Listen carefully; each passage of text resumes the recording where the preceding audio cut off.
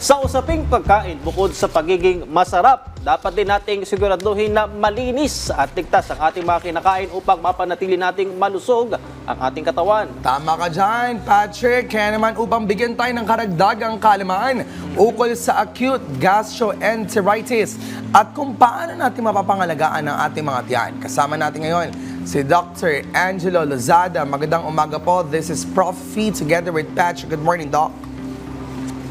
Good morning. Good morning po, Sir Patrick and Professor Fifi. Eto Dok, maaari niyo po bang ipaliwanag sa amin kung ano nga po itong gastroenteritis at ano po yung karaniwang sanhi po nito? Yan. Pag sinabi po natin gastroenteritis, ito yung tinatawag na inflammation o pamamaga ng ating bituka, no? And usually, ang sanhi nito is pagkain ng kunyari contaminated food and water at being nai-infect tayo, no, from another person. No? So, ang mga primary symptom nito is usually yung pagtatae, tinatawag nating diarrhea, at saka yung vomiting.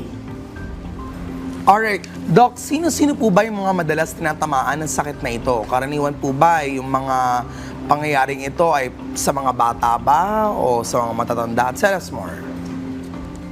Yan. So, all ages, no, lahat ng edad, pwedeng magkaroon ng gastroenteritis, no, kasi lahat naman po tayo nagko-consume ng food, no, so maaari tayong maapektuhan, no, lahat ng pwedeng ma-infect, no, from eating contaminated food, drinking contaminated water, or being infected from another person.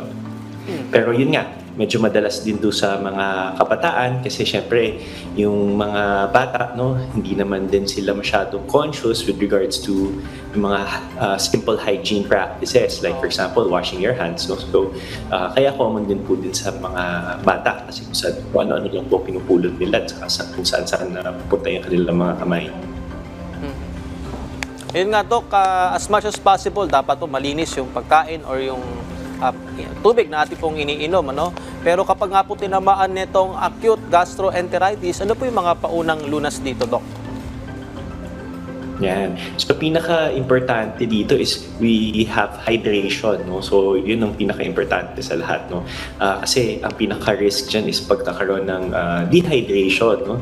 And then, syempre, yung mga dehydration episodes, nagkakaroon tayo ng mga complications, no? Kaya kailangan yung hydration ng unang-una sa lahat, no? So, pwedeng magsimula muna kunyari from oral hydration pag ang isang tao ay nakakainom pa, no? Or walang masyadong pagsusuka or masyadong pagsakit ng tiyan. If a person is able to intake, no, o makakainom siya ng mga fluids, no, na with electrolytes, yun ang una, no? Kung hindi man, nilalagyan natin ng suwero para magkaroon ng adequate hydration. Alright, Doc, pwede ba ang stress ang isa sa mga dahilan kung bakit pwede magkaroon ng gastroenteritis? Yung stress, usually hindi siya ang cause ng gastroenteritis kasi nga ang gastroenteritis ang nakaka-affect dito yung mga external factors, no? Kunyari bacteria, viruses, no? Yung mga toxins na i-ingest natin, no? So, ang stress nakaka-cause ng ibang gastrointestinal symptom, no? So, for example, gastritis, pananakit ng tiyan, paghapdi ng tiyan. So, yun, isang stress-related na gastrointestinal disorder po yun. Ayun, so may difference si gastroenteritis kay gastroenteritis, Doc. Gastritis. Gastritis, magkaiba yung dalawa. Okay. Kasi yung iba, parang ang nangyayari yata sa ganyang klase mga sakit, parang habang buhay na siya nandyan. Ganun ba yung Doc? Chances are. Yan. Maaring ang isang tao mag-suffer ng gastritis no, ng matagalan.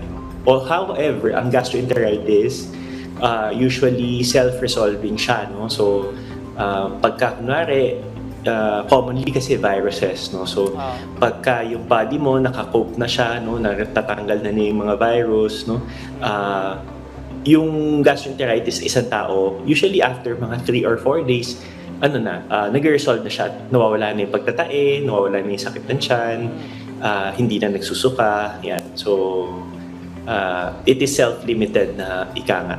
Okay. Pero kapag pinabayaan, Doc, kapag di nga po ito binigyan ng lunas kaagad, ano yung mga long-term effects nitong acute gastroenteritis? Ayan.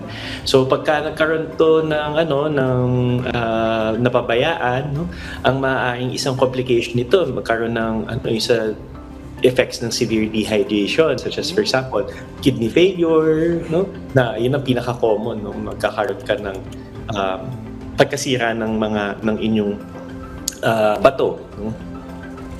Alright, Doc, paano naman po natin malalaman, of course, we've already mentioned this, yung iba nating kababayan, kapag kailangan nila lumapit sa doktor, mamaya kasi hindi, wala lang to, lang to, simpleng sakit lang ng tiyan. Ayan. So, syempre, since alam po natin na ang gastroenteritis is very common, lalo na ngayon sa init ng panahon, yung mga pagkain na naiwan lang sa labas, or hindi na ilagay agad sa refrigerator, mabilis mapanis, So, kailangan na number one, i-consume agad yung pagkain na naluto. Tapos number two, adequate hydration, yun ang unang gagawin. Pagkayang uminom ng tubig, i-replace lahat ng nawawala. So kunyari, marami kang idinuми, try to replace it orally. Not plain water, but yung fluids na merong electrolytes. Yun nga, Doc, nabanggit na nga po ninyo, dapat malinis po yung pagkain. Pero meron pa po ba kayong ibang tips para nga po makaiwas pa rito sa acute gastroenteritis?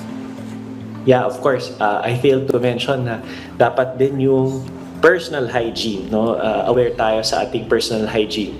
Importante sa lahat, bago tayo kumain, laging maghugas ng kamay, So, kung hindi man tayo makapaghugas ng kamay, make sure at least makapag hand rub or alcohol man lang, to make sure na yung kamay natin malinis. At saka number two, ensure natin na malinis din yung pinanggalingan ng ating pagkain, o yung pinaglutuan, kung safe yung source ng ating pagkain, kasi kung medyo questionable yung pinaglutuan or kung saan po galing yung ating pagkain, maaari tayong mag-suffer ng gastroenteritis, yung tinatawag na proper food handling. On that note, thank you so much, Dr. Angelo Lozada, sa iyong mga insights na dapat na alagaan ng ating mga ka-RSP, ang ating mga tiyan. At napag-usapan natin ngayong umaga ang acute gastroenteritis. Thank you so much, Doc Angelo Lozada. Thank you.